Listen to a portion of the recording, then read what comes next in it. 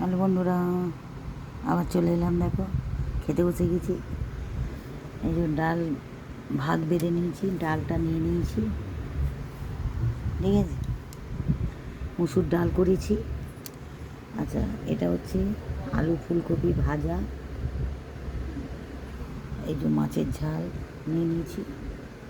আর এটা হচ্ছে সবজি, ওই যে ফুলকপির ডাঁটা হয় না, ডাঁটা দিয়ে আলু দিয়ে বেগুন দিয়ে বড়ি দিয়ে একটা তরকারি করেছি, আদা বাটা দিয়ে, মিষ্টি মিষ্টি করে। আর নামাবার সময় একটু ঘি দিয়ে দিয়েছি। মানে নিরামিষই তরকারি করেছি। আর ডাঁটার তরকারি জানো তো খুব ভালো হয়, তা করেছি। এই রান্না করেছি, অনেকটাই দেরি হয়ে গেল, খেতে বসে যাচ্ছি, ঠিক আছে। ওকে, রাখছি, বাই।